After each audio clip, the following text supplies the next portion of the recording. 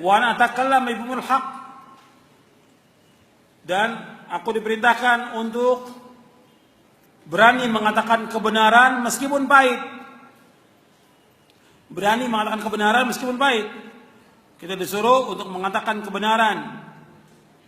Ya, tidak boleh kita mengucapkan kalimat yang nanti akan dituntut oleh Allah pada hari kiamat. Ucapkan kalimat yang hak, jangan yang batil. Meskipun pahit yang hak itu. Sering kita mengucapkan qulil haqqa walau kana murran. Ngambil dari hadis ini. Katakanlah yang hak meskipun pahit. Jadi kita harus mengatakan dengan menyuruh yang ma'ruf, mencegah yang mungkar, atau menjadi saksi yang adil dan jujur. Karena disuruh kita untuk berkata yang adil dan jujur. Bahkan diperintahkan juga kita untuk menjelaskan kepada umat yang hak itu hak, yang batil itu batil. Yang mungkar itu mungkar, yang ma'ruf itu ma'ruf. Ini kebanyakan enggak diucapkan. Kalau kita lihat dari para dai, para kiai, para ustaz, ini enggak menyampaikan kebenaran kepada umat ini. Disembunyikan kebenaran itu. Kata mereka, perkataan ini didengar oleh orang itu pahit.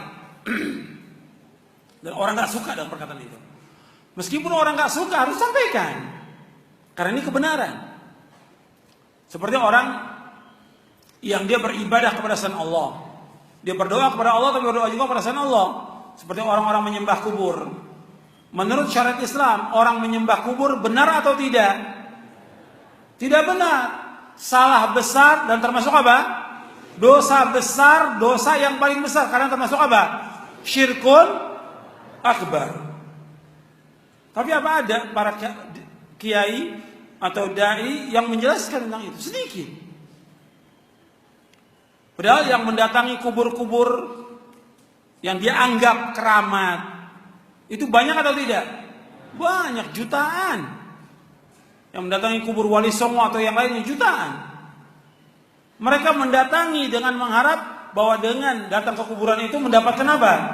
Dapatkan rahmat, dapat berkah, doanya dikabulkan, dan segala macam. Belum lagi mereka minta. Ini perbuatan syirkun akbar. Harus kita katakan kepada umat, jelaskan kepada mereka bahwa ini perbuatan syirkun akbar. Secara syariat dilarang. Dosa besar yang paling besar, syirkun akbar. Mungkar yang paling mungkar. Kita harus katakan. Nggak boleh kita diam. Nggak boleh. Harus kita katakan. Dan itu pahit. Dan resikonya juga tinggi resikonya. Artinya akan dibenci oleh umat. Ditinggalkan oleh umat. Sebagaimana para nabi dan para rasul alaihi wassalatu wassalam. Mereka menyampaikan kebenaran kepada umatnya. Kemudian apa? Dibenci oleh umatnya. Jangankan nabi-nabi yang lain. Nabi kita Muhammad SAW. Bagaimana? Diusir. Dilempari dengan kotoran. Dilempari dengan batu. Diboikot, kemudian akhirnya Nabi hijrah kemana? Yang pertama ke Taif, yang kedua kemana? Ke Madinah, sampai akhir hayatnya. Itu resiko dalam dakwah, dalam menyampaikan kebenaran, meskipun baik. Terutama masalah apa? Masalah tauhid harus jelaskan kepada umat. Masalah syirik harus jelaskan kepada umat. Masalah sunnah jelaskan kepada umat. Masalah juga bid'ah jelaskan kepada umat. Kadang-kadang banyak orang berbicara, jangan bicara bid'ah, jangan. Gimana orang nggak boleh bicara? Yang pertama kali bicara bid'ah siapa? Rasulullah SAW. Nabi yang mengatakan wa iyyakum wa muhdatsatil umur fa inna kulla muhdatsatin bid'ah wa kulla bid'atin dhalalah. Jauhkan dari kamu setiap perkara-perkara dalam agama. Karena setiap perkara yang berupa bid'ah dan setiap bid'ah adalah sesat. Nabi yang mengatakan demikian sallallahu alaihi wasallam pertama kali. Bahkan Nabi bersabda sallallahu alaihi wasallam, kullu bid'atin dhalalah wa kullu dhalalatin finnar. Setiap bid'ah itu sesat dan setiap kesesatan tempat neraka. Nabi SAW mengatakan, kenapa sekarang dilarang? Nanti menimbulkan perpecahan. Loh, harus kita sampaikan kebenaran. Nanti akan terlihat dengan kita menjelaskan kebenaran dengan ilmu, bukan asal ngomong, bukan asbun, bukan asal bunyi. Dalil yang dibawakan, hujjah yang dibawakan kepada umat ini keterangan. Nanti akan terlihat liyamizal khabitha minat tayyib. Akan terlihat nanti yang jelek dengan yang yang baik, yang benar dengan yang kelihatan dalam dakwah ini. Tapi disembunyikan, nggak dijelaskan kepada umat, dosa. Ya kiainya, ustadznya, dai-nya dosa besar menyembunyikan ilmu kepada umat. Sampai mereka mengatakan belum saatnya menjelaskan tentang syirik, tentang belum saat. Kapan? Tunggu si dai mati atau umatnya mati? Jelaskan kepada umat kebenaran itu. Dan menimbulkan resiko tinggi, betul. Nggak ada masalah dalam dakwah. Ya dicela, dicaci maki, difitnah, dan yang lainnya. Itu resiko dalam dakwah. Tapi ini harus sampaikan kebenaran. Kalau enggak berat hukumannya. Bagi si kiai, si ustaz, si dai berat hukumannya. Berat. Antum lihat ayatnya. Dalam surah Al-Baqarah ayat 159. Allah menyebutkan, Innal ladzina yaktumuna ma anzalna minal bayyinati wal huda min ba'di ma bayyanahu lin-nasi fil kitabi ulaika yal'anuhumullahu wa yal'anuhumul la'inun illa alladzina tabu wa aslahu wa bayyanu fa ulaika atubu anhu wa ana tawwabur rahim. Allah menyebutkan innal ladzina yaktumuna ma anzalna minal bayyinati wal huda. Sesungguhnya orang-orang menyembunyikan apa yang kami turunkan dari keterangan dan petunjuk. Min ba'di ma bayyanahu lin-nasi fil kitab. Sesudah kami jelaskan kepada manusia dalam kitab. Ulaika yal'anuhumullah wa yal'anuhumul la'inun. Mereka lah orang-orang yang dilaknat oleh Allah dan dilaknat oleh orang-orang yang melaknat. Illal ladzina tabu wa aslahu wa bayyanu. Kecuali orang-orang yang bertaubat dan mereka memperbaiki dan mereka menjelaskan. Ulaika atubu alaihim wa ana tawwabur rahim. Mereka kami terima taubat mereka dan sungguhnya aku, kata Allah, tawwab, yang selalu menerima taubat, dan Allah Maha Pengasih dan Penyayang. Jadi ini harus kita jelaskan, dan ini termasuk bentuk juga kasih sayang kepada umat. Menjelaskan kepada umat yang hak itu hak, yang batil itu batil, yang tauhid itu tauhid, yang syirik itu syirik, yang sunnah itu sunnah, yang bid'ah itu bid'ah, yang hal itu hal, yang haram itu haram.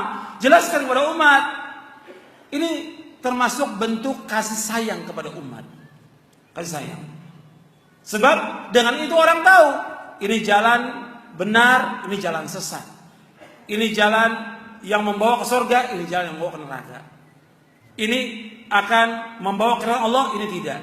Jelas umat itu. Sayang. Tapi kalau kita diam, nggak menjelaskan, umat nggak akan tahu. Kejam kita kepada umat. Kejam. Justru sekarang dibalik. Orang yang menjelaskan tauhid kepada umat, menjelaskan bid'ah kepada umat, menjelaskan syirik kepada umat, dianggap mereka apa? Keras. Betul nggak? Ya, keras mereka. Tapi orang yang diam, nggak nyebut bid'ah, nggak nyebut tauhid, nggak nyebut syirik. Yang penting bapak-bapak, ibu-ibu takwa pada Allah. Takwa. Semua juga bilang takwa. Tapi coba jabarkan takwa itu gimana? Takwa akan melaksanakan perintah Allah, menjauhkan larangan. Perintah Allah yang paling besar apa? Tauhid. Larangan yang paling besar apa? Syirik. Gak dijelaskan, gak dijabarkan. Jadi gak pernah tahu orang seumur hidup sampai mati tentang takwa itu apa. Tapi harus dijelaskan kepada umat sehingga umat ini paham jalan kebenaran.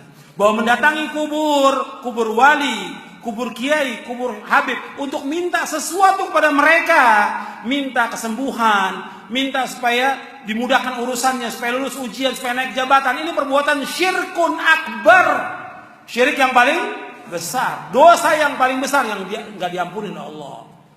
Orang melakukan demikian dan dia sudah tahu dalilnya, dia tahu keterangannya, dia lakukan juga, maka seluruh amalnya dihapuskan oleh Allah SWT. Seluruh amalnya, pahala salatnya, puasanya, zakatnya, hajinya, umroh dihapuskan oleh Allah.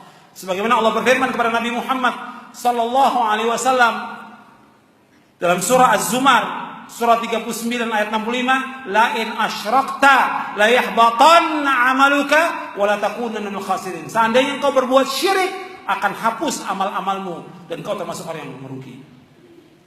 Kepada Nabi Muhammad Allah berfirman demikian. Kalau berbuat syirik dihapuskan seluruh amalnya, apalagi kita. Kalau ada orang yang datang ke kubur minta sesuatu kepada selain Allah, mintanya kepada kiai itu, atau kuburan habib itu, atau kuburan tuan guru, atau syekh atau yang lainnya, minta kepada mereka, ini perbuatan syirik. Karena Allah menyuruh kita untuk berdoa kepada siapa? Kepada Allah. Wa qala rabbukum ud'uni astajib lakum innal ladzina yastakbiruna ibadati sayadkhulul jannata madakhirin. Allah berfirman di dalam surah Al-Mu'min, surah Ghafir ayat 60, Allah berfirman, "Hendaklah kalian berdoa kepadaku. Aku akan kabulkan doa kalian. Sesungguhnya orang-orang yang sombong dari beribadah kepadaku, mereka akan masuk neraka jahanam dalam keadaan terhina." Berdoa kepada Allah, bukan kepada makhluk. Dan gak boleh juga menjadikan makhluk sebagai perantara kepada Allah. Langsung Allah menyuruh kita berdoa langsung kepada Allah. Allah akan kabulkan. Jadi gak boleh orang minta sesuatu kepada selain Allah. Sebab ini banyak kesyirikan yang ada, seperti menyembah kubur, datang ke kuburan orang soleh, minta sesuatu, minta disembuhkan penyakit, minta rezeki, minta supaya dagangannya laris, minta supaya naik jabatan dan yang lainnya. Ini semua perbuatan syirik. Dan ini harus kita jelaskan. Begitu juga kepada penguasa. Kalau ulama itu dekat dengan penguasa, dia harus sampaikan kebenaran, meskipun pahit. Maka dikatakan oleh Nabi Muhammad SAW, afdalul jihadi kalimatu haqqin inda sultanin jair.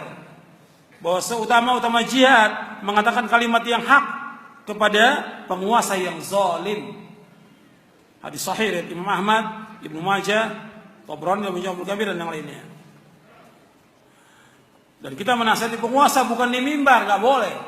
Menasihati penguasa nggak boleh di mimbar, nggak boleh dalam ceramah umum, nggak boleh juga dalam bentuk tulisan, nggak boleh. Datangi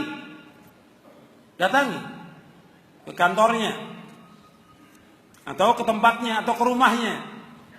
Nabi bersabda SAW, antum lihat di hadis halaman 74. Nabi bersabda, "Man arada ayyan sahli di sultan fala yubdi alaniyatan, walakin yaqud bi yadi fayakhlu bihi, fa in qabila minhu fadha wa ila kana qad adda alladhi alayhi."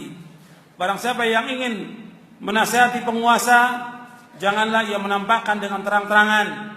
Hendaklah ia pegang tangannya lalu menyendiri dengannya. Kalau penguasa itu mau mendengar nasihat itu, maka itu yang terbaik.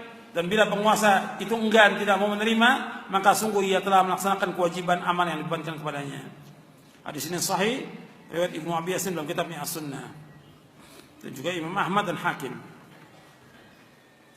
Jadi kita harus menyampaikan kebenaran kepada umat, jangan disembunyikan.